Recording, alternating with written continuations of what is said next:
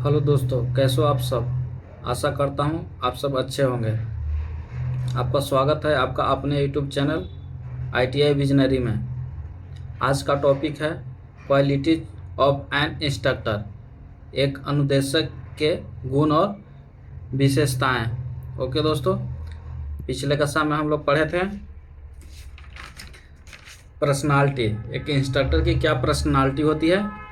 अब आज हम पढ़ेंगे इंस्ट्रक्टर की क्वालिटी क्या होनी चाहिए। ठीक है, आज ये अपना फर्स्ट यूनिट समाप्त हो जाएगा। ठीक है, अगले वीडियो से सेकेंड यूनिट स्टार्ट करेंगे। ठीक है दोस्तों, आप अभी तक चैनल को सब्सक्राइब नहीं किया है तो सब्सक्राइब कर लीजिए। ओके दोस्तों, बात करेंगे मुख्य वर्गीकरण। ठीक है, मतलब एक इंस्ट्रक्टर में क्या क्या होनी चाहिए, कोर क्लासिफिकेशन। ओके दोस्तों, फर्स्ट क्या होनी चाहिए, फिजिकल क्वालिटी। ठीक है, शारीरिक गुणवत्ता। दूसरी क्या है, मेंटल क्वालिटी। ठीक है, मानसिक गुणवत्ता। एक इंस्ट्रक्टर में क्या क्या होनी चाहिए वो बता रहे हैं। थर्ड है मोरल क्वालिटी, नैतिक गुणवत्ता। ठीक है दोस्तों, अब चौथा क्या है,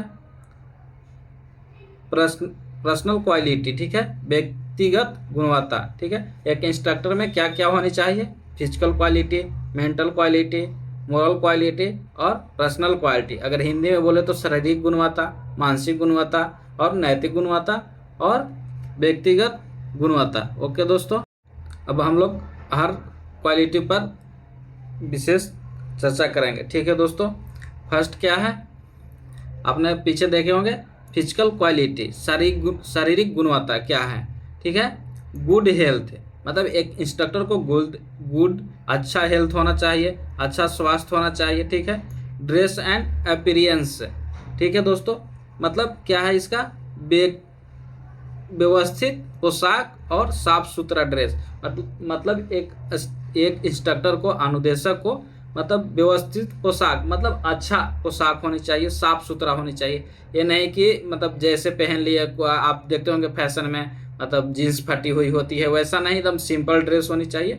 ठीक है, वॉइस कंट्रोल, स्पष्ट और प्रभावी आवाज़ होनी चाहिए। जैसे वॉइस क्या है ना, कि अब जब क्लास में आप क्लास ले रहे हो, पढ़ा रहे हो, तो उस टाइम स्पष्ट होनी चाहिए आवाज़, मतलब लोगों को समझ में आए। ठीक है, और प्रभावी आवाज़ होनी चाहिए। ठीक है दोस्तों, मतलब ऐसा नहीं कि कभी धीरे बोल रहे हैं कभी तेज बोल रहे हैं, ऐसा नहीं। एक दूरी के अनुसार कि मेरे मतलब क्लास में पीछे तक आवाज़ जाए उतना आवाज़ में लाउडली बोलना है। ठीक है दोस्तों, अब है लैंग्वेज एंड डिटेक्शन।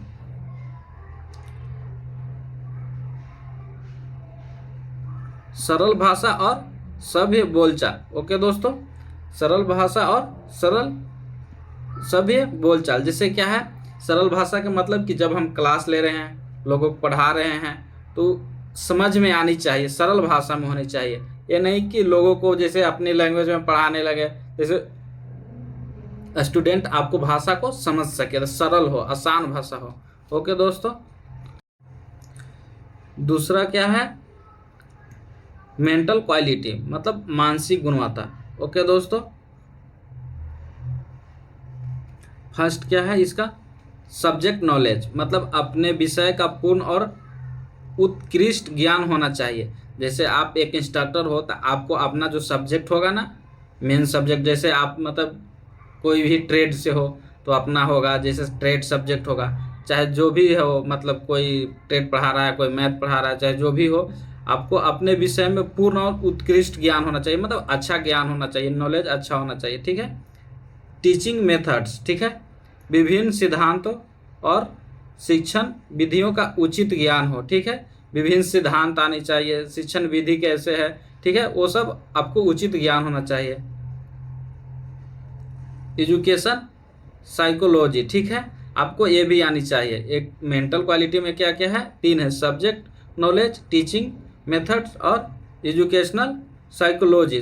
जैसे इसको क्या बोलते हैं, सीखने और मनोविज्ञान का ज्ञान। जैसे सीखने के मनोविज्ञान का ज्ञान जो शिक्षण को सरल बनाता हो, मतलब आपको ऐसा समझाना हो कि जो मतलब सीखने में आसान हो। ये नहीं कि जो बुक में दिया हो वैसा ही समझाए, नहीं, सामने जो बैठा हुआ स्टूडेंट है उसको मतलब उसकी मतलब ऐसा सिखाओ, उसकी अपने लैंग्वेज में सिखा दो कि वो आसानी से समझ जाए, सीखने के मनोविज्ञान का ज्ञान हो, ठीक है, सिखाने का, जैसे सामने वाले देव को समझ जाओ कि वो कैसे समझना चाहता है। ओके दोस्तों। तीसरा है मोरल क्वालिटी, नैतिक गुणवत्ता, ठीक है दोस्तों। फर्स्ट क्या है इसमें, जस्टिस एंड इम्पार्शियलिटी, ठीक है, मतलब न्यायप्रियता और सभी छात्रों के प्रति निष्पक्षता। मतलब इसके समझने का है कि जैसे कुछ बच्चे को कोई लड़ गए चाहे कुछ बहस कर लिए, तो जैसे क्या है कि आपको एक मतलब जस्टिस मतलब जज के जैसा मतलब न्याय करनी है दोनों के प्रति, ठीक है, और सभी छात्रों के प्रति निष्पक्षता होना चाहिए। मतलब जितने भी छात्र हैं आपके क्लास में, स्टूडेंट हैं, उनके किसी को पक्ष नहीं लेना है, जो सही है उसका सही बोलना है, जो गलत है उसका गलत है, उसको समझाने हैं, ठीक है। ये नहीं कि किसी के पक्ष ले लिए एक का, वैसे क्या होता है दूसरे स्टूडेंट को मतलब आपको थोड़ी सी इमेज अच्छी नहीं रहेगी, ठीक है दोस्तों। सेकंड है self control and will power, मतलब मजबूत आत्म नियंत्रण और दृढ़ इच्छा शक्ति। जैसे इसमें क्या है ना, मजबूत आत्म नियंत्रण, जैसे इसमें क्या है कि बच्चे कुछ गलती कर देते हैं तो आपसे कुछ बहस करने लगते हैं, तो आपको खुद पे आत्म कंट्रोल होनी चाहिए, मतलब विल पावर होनी चाहिए आपको, ठीक है, इच्छा शक्ति होनी चाहिए, ठीक है। ऐसा नहीं कि वहीं पे मतलब कुछ करने लगे, मतलब बच्चे को डांटने लगे, उतना नहीं, उसको समझाया ना तो गेट से बाहर कर देना। अब देखते हैं ये सी इसका, ठीक है दोस्तों। इसमें एम्पैथी एंड प्रीसेंसिटेंस, ठीक है, छात्रों के प्रति सहानुभूति और कार्य में निरंतर दृढ़ता, ठीक है दोस्तों। मतलब इसमें क्या है कि छात्र के प्रति अपनी सहानुभूति दिखानी है, ठीक है दोस्तों। चौथा है पर्सनालिटी क्वालिटी, ठीक है दोस्तों, मतलब व्यक्तिगत गुणवत्ता, ठीक है। इसमें क्या है, मतलब जो भी बात कर रहे हैं वो इंस्ट्रक्टर के बारे में बात कर रहे हैं कि एक इंस्ट्रक्टर में क्या क्या होनी चाहिए, ठीक है दोस्तों, ये याद रखिएगा। लीडरशिप, नेतृत्व करने की क्षमता, मतलब आपको आप में एक लीडरशिप होनी चाहिए। जैसे आप एक इंस्ट्रक्टर हो तो आपको अंदर एक लीडरशिप ही होनी चाहिए। जैसे कहीं अगर कुछ मतलब डिसीजन लेनी हो तो बच्चों के बीच में आप एक लीडर के तौर पर मतलब उसको मतलब कोई चीज़ को निर्णय ले सकते हैं, ठीक है। दूसरी क्लास कंट्रोल, आप इंस्ट्रक्टर हो, आपको क्लास कंट्रोल करनी चाहिए, कक्षा पर उचित नियंत्रण और व्यवस्था होनी चाहिए। जैसे कक्षा में है तो कुछ बच्चे मतलब अनकंट्रोल हो जाते हैं, तो ऐसा नहीं, आपको अपनी कक्षा पर बच्चे को मतलब थोड़ी सी डरा धमका करके मतलब अच्छे से क्वेश्चन पूछ के डरा करके मतलब उसको अपनी कक्षा को नियंत्रण करना है, ठीक है दोस्तों। सी क्या है दोस्तों,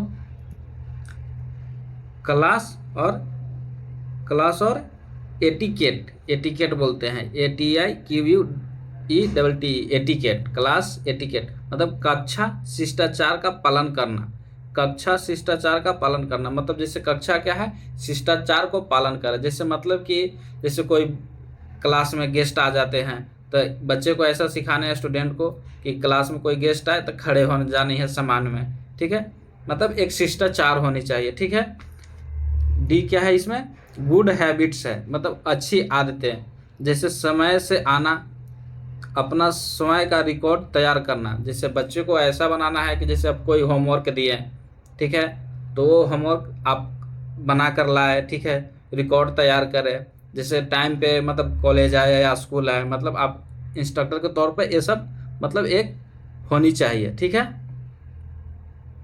और एक इंस्ट्रक्टर में भी ऐसी होनी चाहिए, नहीं कि बच्चे को बोल दिए कि तुम 9 बजे आने हैं तुम्हें और खुद आ रहे हैं 10 बजे, ऐसा नहीं। एक इंस्ट्रक्टर का भी ये होनी चाहिए कि आपको एक लीडरशिप होनी चाहिए। सब इंस्ट्रक्टर के लिए ही है, क्लास के लिए कंट्रोल करनी है, क्लास एटिकेट हो गया, और ये क्या है, गुड हैबिट्स हो गया, ये सब इंस्ट्रक्टर के लिए ही है, ठीक है दोस्तों। अब बात करते हैं अच्छे अनुदेशक का लक्षण, मतलब ये 2 पार्ट में है ऐसा। तो क्या क्या मतलब एक अनुदेशक के मतलब अच्छे लक्षण क्या क्या होने चाहिए।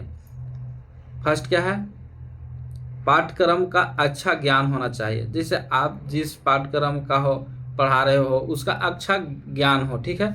दूसरा क्या है, पाठ्यक्रम को रोचक बनाना है। जैसे कोई मतलब समझाने में कठिन हो रहा है, बट उसको ऐसा रोचक बना दो किसी चीज़ से जोड़ करके, कि वो एक कहानी के तौर पे जोड़ के, कि वो रोचक हो जाए, मतलब बच्चे मतलब जो स्टूडेंट है वो अच्छे से समझे। ठीक है।